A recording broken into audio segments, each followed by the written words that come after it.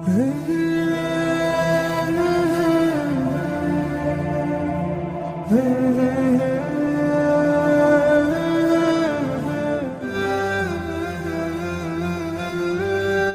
دیکھیے ہم یہاں پر ہے، یہ ہمارا ایئرپورٹ ہے، یہ سامنے کے حصے میں ہم کو چلنا ہے، زیادہ دور جانا نہیں ہے، یہ بالکل سامان لے کے جہاں سے ہم آئے تھے وہیں سے ہم نکلیں گے یا ادھر سے نکلیں گے اور وہاں پر سب لائن سے جائیں گے۔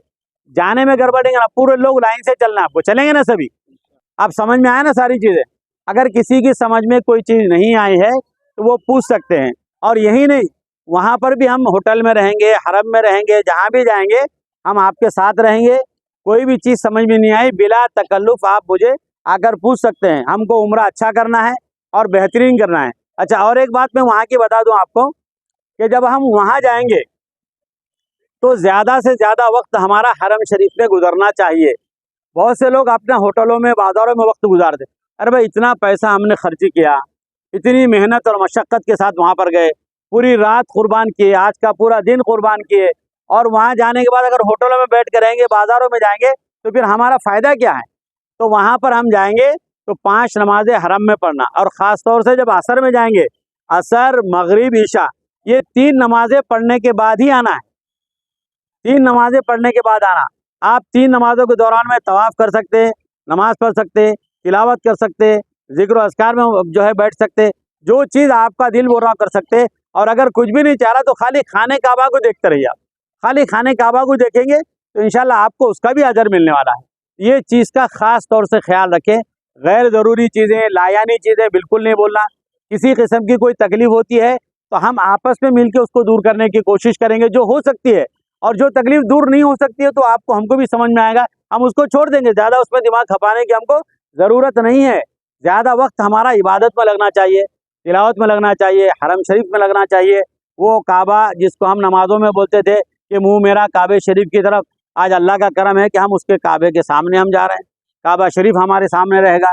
دل کی تمنا، دل کی خواہش، آرزو ایک زمانے سے تھی، ہر مومن بچپن سے چاہتا ہے کہ میں وہاں پر پہنچوں۔ آج چھوٹے چھوٹے بچے بھی ہمارے پاس جو ہے چھوڑنے آتے ہیں تو وہ کیا بولتے ہیں؟ ہمارے واسطے دعا کرو کعبے کے پاس جا کے۔ تو یہ چیز جو ہے ایک عقیدت ہے، اور یہ سفر جو ہے عقیدت کا سفر ہے، یہ محبت کا سفر ہے، یہ عشق کا سفر ہے، یہ اللہ سے محبت ہے، اللہ سے عشق ہے۔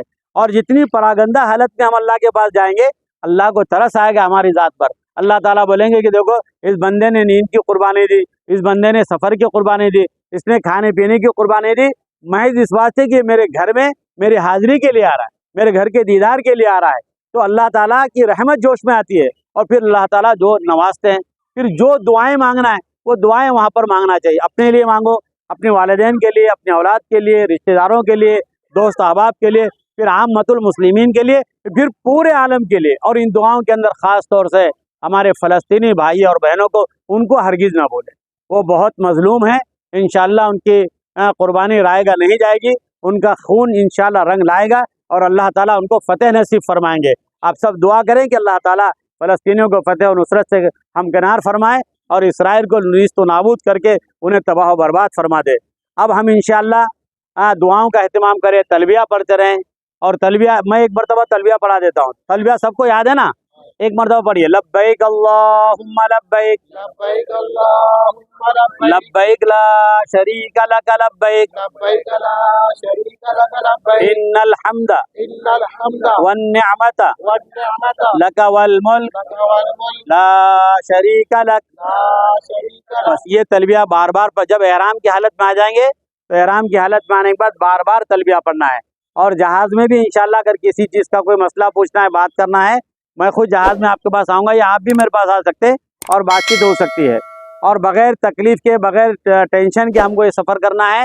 بھائی اگر تکلیف ہوتی ہے اللہ کی طرف سے ہے، اس کو ہم برداشت کریں گے، اجر زیادہ ملے گا۔ اور نیت کرو کہ پوری نمازیں ہماری انشاءاللہ حرم شریف میں ہوں گی۔